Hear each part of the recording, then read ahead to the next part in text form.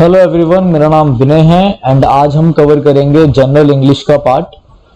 अभी जो आपके एग्जाम हुआ था प्रीवियस ईयर उसका, चलिए पार्ट देखते हैं। पहला क्वेश्चन है, select the most appropriate antonym of the given word.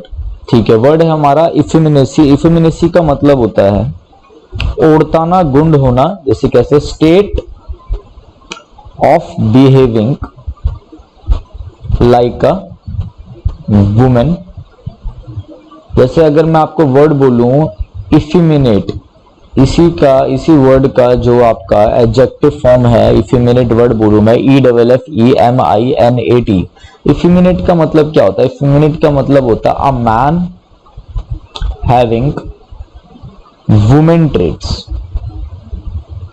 अगर कहीं पे ये लिखा आता है एन एफिमिनेट मैन, तो इसका मतलब क्या हो गया? एक ऐसा आदमी जिसके अंदर क्या हो, थोड़ा वुमेन की क्वालिटीज हो, वुमेन के जैसा दिखता हो, वुमेन के ट्रेट्स हो। ठीक है, ओढ़ताना, गुंड होना। ठीक है ना, चाहे उनकी तरह दिखता हो, सिमिलर हो, बिहेव करता हो, कैसे भी। क्लियर है बात? चलिए, तो हमें इसका अपोजिट वर्ड बताना है। ठीक है, तो ये जो एफिमिनेसी है, ठीक है, मतलब ये बंदा क्या है, ये इसमें सारा, अगर एक पर्सन की बात करें, एक पर्सन एफिमिनेट है तो इस पर्सन के अंदर सारे औरतों वाले गुण है, आदमी वाले क्वालिटी नहीं है, मर्दांगी वाली बात नहीं है। सिंपल सी बात। चलिए अब देखो कैसे पता चलेगा, जोड़ जोड़ के बता रहा हूं। देखो वर्ड है हमारा वर्बोसिटी। वर्बोसिटी मतलब क्या होता है? वर्बोसिटी का मतलब होता है बातों से भरा हुआ, यूजिंग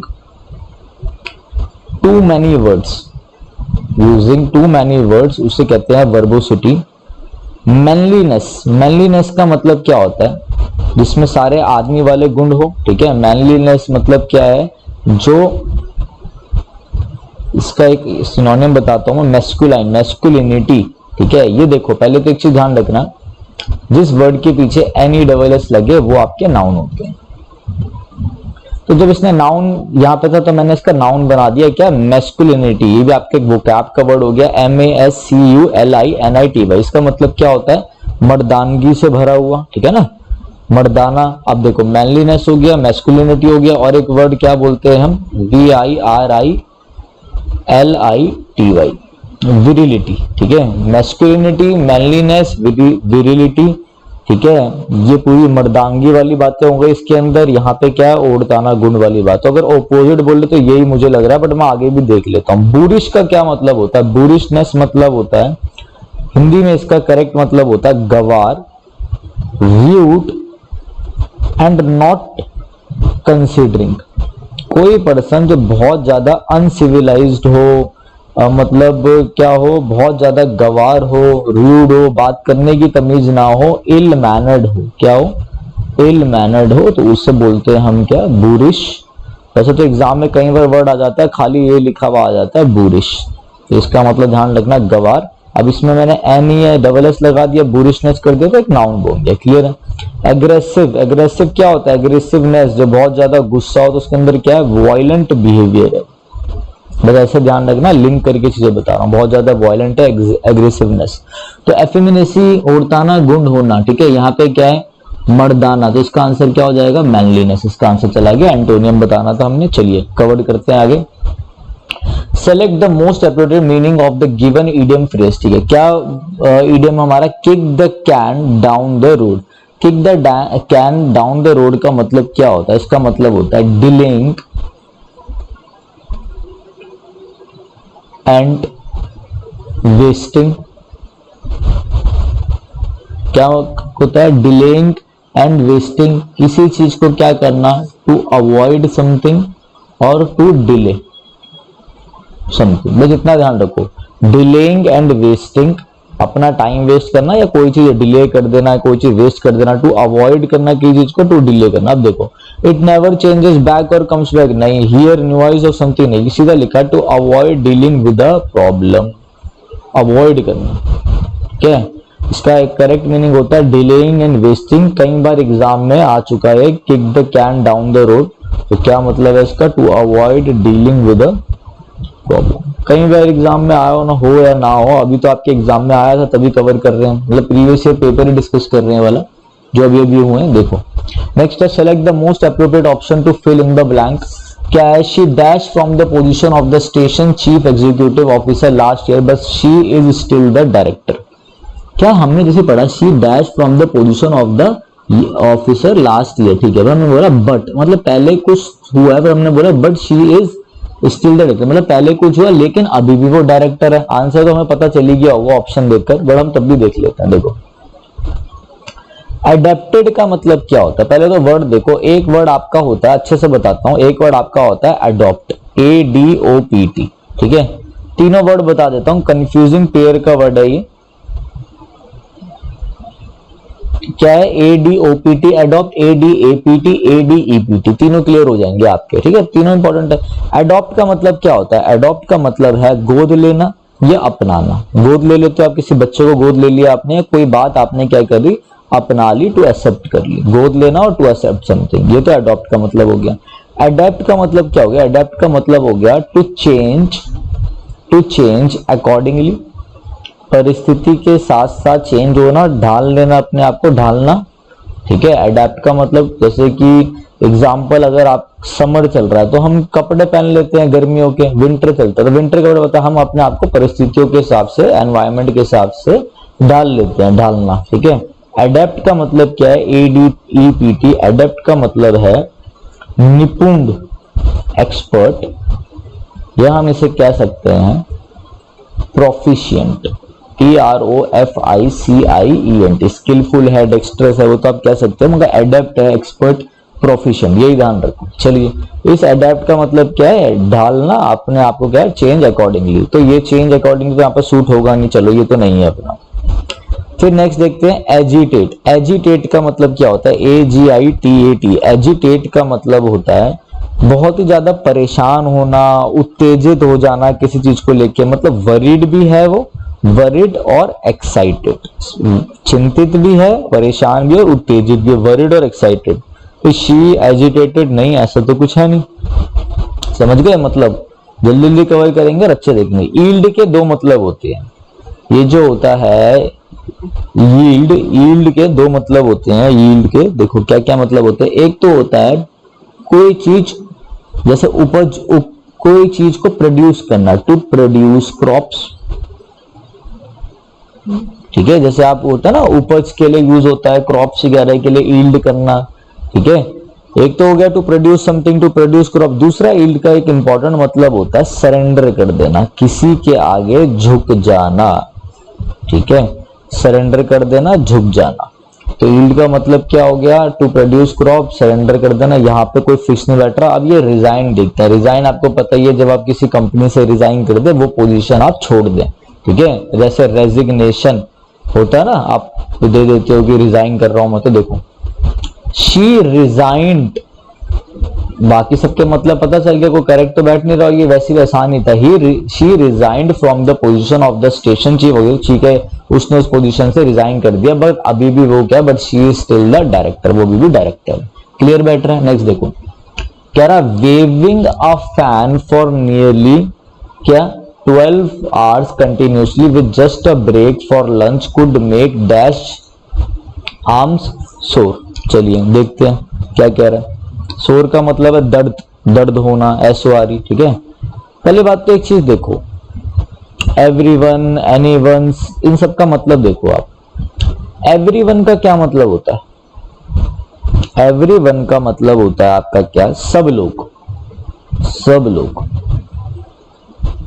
अब बोलो वेविंग, वो ये कहना चाह रहा है कि 12 घंटे लगातार पंखा लहराना किसी की भी जो हाथ है, किसी के भी बाहों में दर्द कर सकता है, ये कहना चाह रहा है वो, ठीक है। और उसमें वो क्या कह रहा है, विद जस्ट अ ब्रेक, सिर्फ with just a break for lunch, फिर कि दोपहर के भोजन के लिए सिर्फ एक ब्रेक के साथ, दोपहर के भोजन के एक ब्रेक के साथ कोई लगातार अगर क्या कर रहा है, फैन लहरा रहा है, तो किसी के भी बाहों में, किसी के भी, सब लोगों के नहीं, किसी के भी बाहों में दर्द हो सकता है। देखो सब लोग, एवरीवन, एवरीवन मैंने अगर देखा तो वैसे ही करिए कि एवरीवन, एवरीवन का मतलब होता है सब, सब लोग, हर एक नहीं।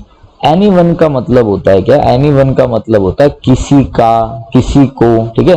अब देखो, अगर मैं एग्जैक्ट मीनिंग की बात करूं तो एवरीवन का मतलब हो जाएगा सब लोग। पहले तो मैं आपको बता देता हूं इस एपोस्ट्रोफ का मतलब क्या है। एपोस्ट्रोफ का मतलब होता है किसी भी चीज में पोजीशन दिखाना, अधिकार जमाना। और एपोस्ट्रोफ जैसे मैं बोलूं, एग्जांपल मैं बोलूं राम्स कार, तो मतलब क्या हुआ, इसका मतलब है कार ऑफ राम, मतलब राम की कार, राम की, ये जो की है ना, का की, ये जो पोजीशन दिख रहा है ये दिखता है अपोस्ट्रोफ से। क्लियर है बात? अब देखो सिंपल बता रहा हूं, तो एवरीवंस तो मेरा आएगा नहीं, ये तो कटी गए थे, सब लोग, सब लोगों के दर्द हो जाएगा, नहीं, मैं बोलना चाहता हूं क्या कि किसी के भी दर्द हो जाएगा, ये कहना चाहता हूं मैं। अब जैसे मैंने यहाँ पे एनीवन लगाऊंगा, अगर मैं बोलूंगा waving a fan for nearly 12 hours continuously just with just a break for lunch could make anyone arms for, हर, मैं बोलना चाहता हूँ क्या, मैं बोलना चाहता हूँ किसी का, किसी का, किसी का मेरे को दिखेगा एनीवन से। और देखो अगर मैं बोलूंगा एनीवन आर्म्स, तो इनके बीच में मुझे एक रिलेशन शो करना पड़ेगा, किसी के भी आर्म्स में, किसी के भी हाथों में दर्द हो सकता है, तो उसके लिए मैं अपोस्ट्रोफ लगा रहा हूं। वो जो का के है ना, कि किसी के भी आर्म्स में, किसी के भी हाथों में, अगर मैं एनीवन लगाऊंगा तो उसका मतलब क्या हो जाएगा, एनीवन आर्म्स। बोलने में तो सही लग रहा है बट बैठेगा नहीं ग्रामर के हिसाब से। मैं एक अपोस्ट्रोफ इसे लगा रहा हूं कि किसके आर्म्स, किसी के भी आर्म्स, किसके आर्म्स, किसी के भी। अब देखो जैसे मैं बोलूं राम, खुद ही सुनो, मैंने बोला राम कार, कार राम, क्या मैं बोलना चाहता हूं राम्स कार, कार किसकी, राम की। वैसे हाथ किसके, मतलब वो जो हाथों में जो बाहें हैं वो किसकी है, ठीक है, किसकी बाहों में दर्द हो रहा है, किसी के भी, तो एनी वंस लगा रहा हूं। वैसे भी इसका एक एग्जैक्ट मतलब ध्यान रखना, एवरी वन का मतलब होता है सब लोग, एवरी वंस, एक एपोस्ट्रोफी से क्या अंतर हो जाता है, देखो एवरी वंस का मतलब क्या हो जाता है, हर किसी का, एनी वन का मतलब हो जाता है क्या, किसी को, और एनी वंस का मतलब हो जाता है किसी का। तो हमें यहाँ पे एनी वंस चाहिए, मैंने आपको हर तरीके से बता दिया, एक बार दोबारा देख लेना कि मैंने आपको ये तो पता चल गया था एवरीवन नहीं होंगे, एनी वन, एनी वंस क्यों है वो भी आपको बता दिया, एपोस्ट्रोफ की वजह से। एपोस्ट्रोफ आपके कौन से इसका पार्ट है, नाउन का पार्ट है, नाउन एपोस्ट्रोफ भी एक आपका वो होता है टॉपिक, तो वो भी पढ़ सकते हो आप जाकर। नेक्स्ट है आपका क्या, तो यहाँ पर आपको समझ में आ गया होगा, एक बार दोबारा देख लेना। Select the word which means the same as the group of the words given. Study of diseases and their causes based on laboratory examinations. ठीक है। पैथोलॉजी, लॉजी, लॉजी एक रूट वर्ड होता है, लॉजी का मतलब होता है स्टडी, स्टडी अपने साथ ऑफ प्रेपोजिशन लेता है, स्टडी ऑफ। पैथो मतलब होता है क्या, पैथो मतलब होता है, पैथो भी एक रूट वर्ड होता है जिसका मतलब होता है डिजीजेस, तो study of diseases is called pathology, ठीक है। पैरासाइट मतलब, पैरासाइट मतलब परजीवी, जैसे कि कोई भी एनिमल जब दूसरे एनिमल में डिपेंड हो खाने के लिए, या फिर कोई भी प्लांट जब दूसरे प्लांट में डिपेंड होता है खाने के लिए, परजीवी, उसे पैरासाइट कहते हैं। पैरासोल का मतलब क्या होता है, पैरासोल का मतलब होता है अम्ब्रेला, अम्ब्रेला, छोटा छाता, छोटे छाते को हम बोलते हैं पैरासोल, ठीक है। कई बुकों में लिखा हुआ होगा अ लेडीज अम्ब्रेला, ठीक है, तो वो भी सही है, मगर ऐसा जरूरी नहीं कि सिर्फ औरतों का ही अम्ब्रेला हो, छोटे अम्ब्रेले को बोलते हैं पैरासोल, ठीक है। अम्ब्रेला से बस ध्यान रखना, मैं तो आपको हर चीज बता रहा हूं, ठीक है। पेंटोमाइम मतलब क्या होता है, पेंटोमाइम का मतलब होता है, ये भी सिंपल है, पेंटोमाइम का मतलब होता है जब आपका कोई भी आपका शो होता है, शो, ठीक है, जब आपका शो एक ड्रामेटिकल ड्रामा चल रहा होता है, शो चल रहा होता है, हिंदी में मैं एग्जैक्ट बताता हूँ, जो बचपन में हम देखते भी थे, कठपुतली का शो होता था, कठपुतली का, उसे हम इंग्लिश में कहते हैं क्या, उसे हम इंग्लिश में कहते हैं पेंटोमाइम। चलो, तो कठपुतली आंसर होगा नहीं, पैरासोल अम्ब्रेला नहीं, पैरासाइट नहीं, pathology is your correct answer, study of disease is called pathology. Next बढ़ते हैं, select the most appropriate option to substitute the underline segment in the given if there is no, ठीक है, no substitution required. कह रहा अब meeting, एक minute में बता देता हूं आपको, यहां पर है लाइन, यहां पर है, ये to substitute the underline segment, ठीक है। अब देखो कह रहा meeting of the union cabinet has been called at 11, देखो भाई कॉल एट, कॉल सारे देख लो, अच्छे से देख लो, कॉल एट और आपका कॉल इन, कॉल आउट, ये सारे आपके क्या होते हैं, ये सारे आपके फ्रेजल वर्ब होते हैं। कॉल फॉर, कॉल एट और कॉल इन का मतलब क्या है? कॉल एट और कॉल इन का मतलब होता है टू विजिट अ प्लेस, या फिर टू कॉल समवन, किसी को बुला लेना या कोई चीज बुलाना। क्यों? To visit a place, to meet someone, किसी से मुलाकात के लिए कोई मीटिंग रखना या फिर किसी से मिलने जाना कहीं पे। To visit a place to meet someone, ठीक है, समझो बात को। मतलब मीटिंग पर्पस के लिए कॉल एट हम यूज करते हैं कि हमने उसको इतने बजे बुला लिया, हम मीटिंग के लिए वहां पे चले गए, कॉल्ड एट, ठीक है। कॉल आउट का मतलब क्या होता है? कॉल आउट का मतलब होता है सेंड समबडी फॉर हेल्प, किसी को मदद के लिए भेजना, send somebody for help. Call for का मतलब क्या होता है? टू डिमांड, डिमांड करना, मांग करना, जो चीज नेसेसरी हो उसकी डिमांड करना, उसकी मांग करना, ध्यान रखें। अब meeting of the union cabinet has been, ये देखो यहाँ पे पूरा अंडरलाइन है, ये has been called at 11 AM on Wednesday. अब खुद सोचो कॉल एट का मतलब क्या है? कॉल एट का मतलब है to visit a place, to meet someone, किसी कोई भी मीटिंग पर्पस के लिए, ठीक है, कि हम वहां पे गए, हमने मीटिंग बुलाई, उस चीज के लिए यूज होता है। तो बिल्कुल सही है यहाँ पे कॉल एट, कॉल इन सही है, कॉल एट सही है। फिर कॉल आउट आ नहीं सकता, सेंड समबडी फॉर हेल्प होगा नहीं, कॉल फॉर किसी चीज की डिमांड करना वो है कि होगा नहीं ना, ऑप्शन में कुछ दिया, ऑब्वियस सी बात है, मैं समझा रहा हूँ, एक्स्ट्रा बता रहा हूँ।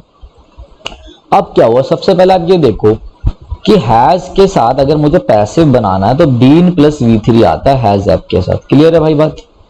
हैज हैव हैड के अगर मुझे पैसिव बनाना हो, मैं ऑप्शंस को देख रहा हूँ अभी, ये तो मैंने आपको फ्रेजल वर्ब थोड़ी सी समझा दी, कंफ्यूज मत होना, समझा दी मैंने तो कि भाई मैंने बता दिया, यहाँ पे कॉल एट बिल्कुल सही है। अब देखो had, has, have, been plus V3, ये मेरा पैसिव फॉर्म होता है। कभी भी हैज हैव के साथ बीइंग तो आता ही नहीं है, तो ये तो मेरा कट गया, ये तो गलत दे रखा है, ये भी कट गया, गलत है।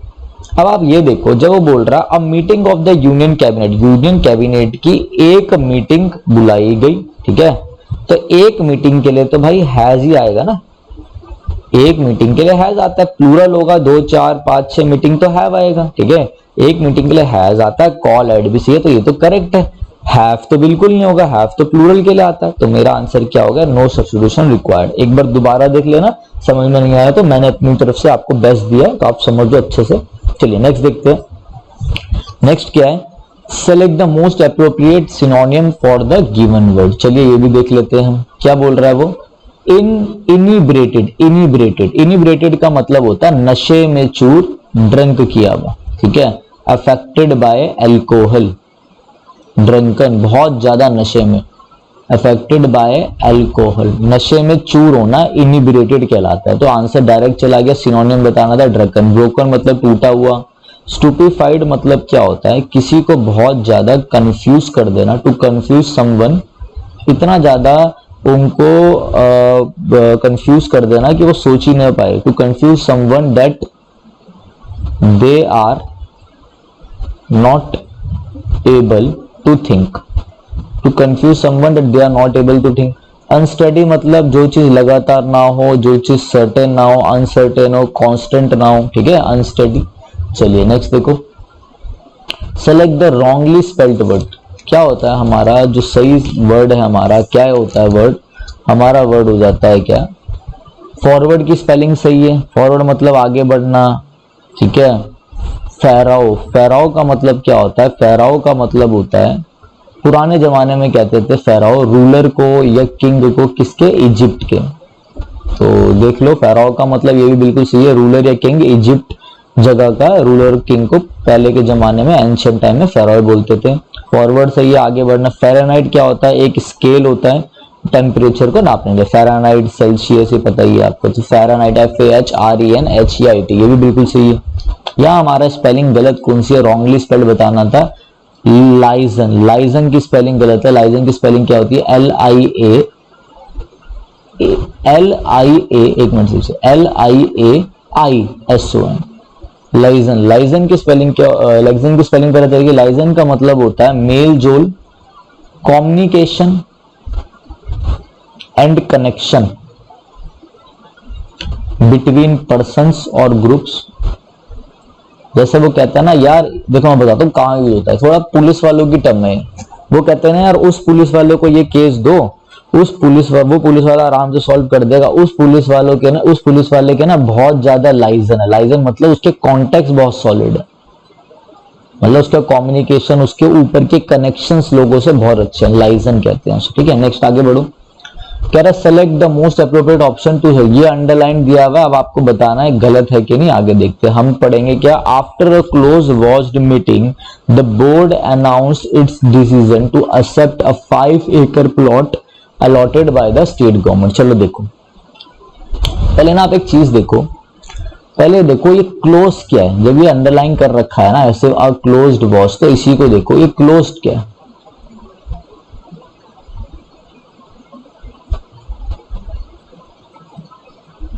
क्लोज का मतलब होता है, अगर एक क्लोज वर्ब के रूप में यूज हो रहा है, क्लोज का मतलब होता है बंद करना, सही बात है। अगर यही क्लोज आपका नाउन है किसी सेंटेंस में, जैसे मैं बोलूं द, कुछ भी ले लो, मतलब कुछ भी चलेगा, मैं बोलूं द क्लोज ऑफ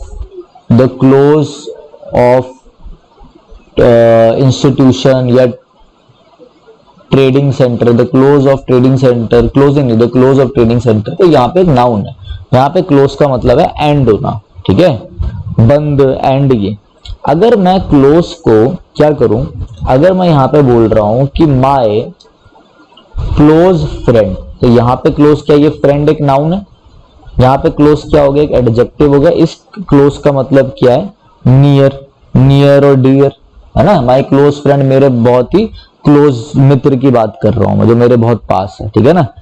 चलिए, मेरे क्लोज फ्रेंड की बात भी होगी। मैं कुछ चीजें समझा रहा हूं आपको कि वर्ब का क्लोज का मतलब क्या है, क्लोज का नाउन का मतलब एंड हो जाएगा।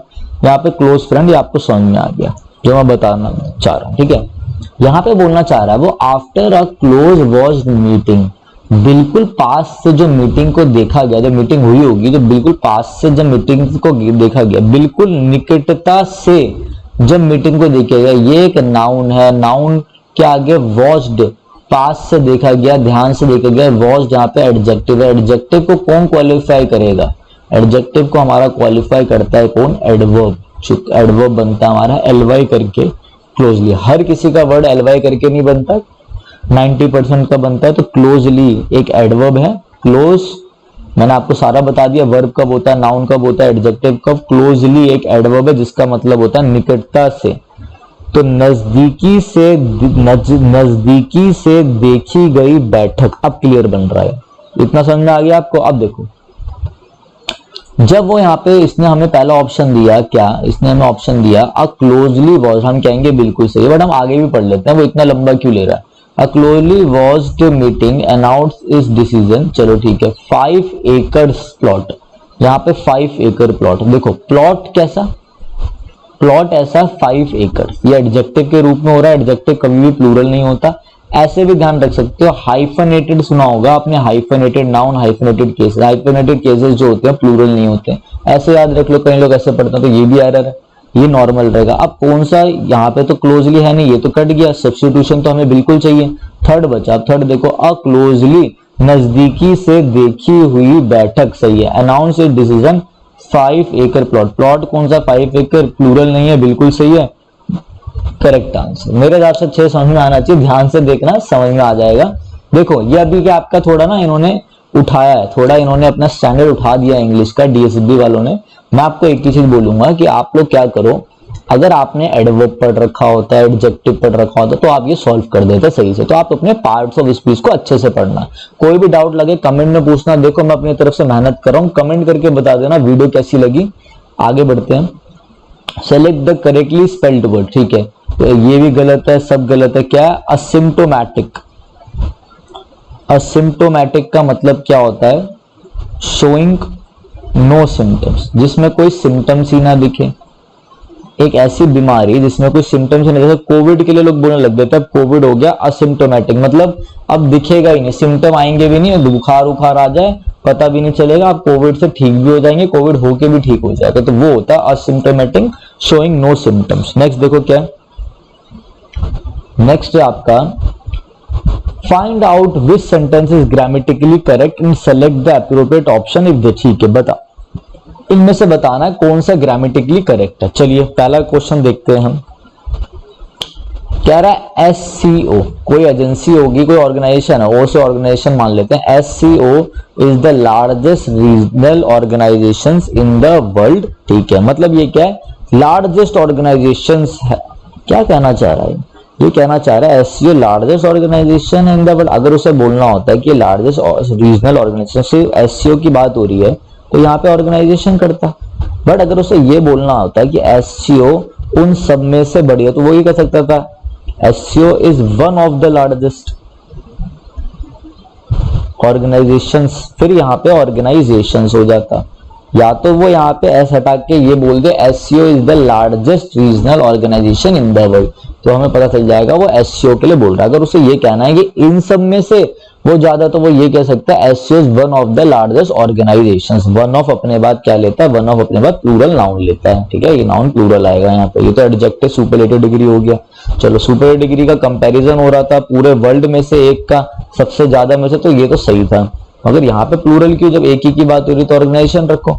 चलो, in terms of geographical coverage and population, चलो ये तो अपना गलत हो गया।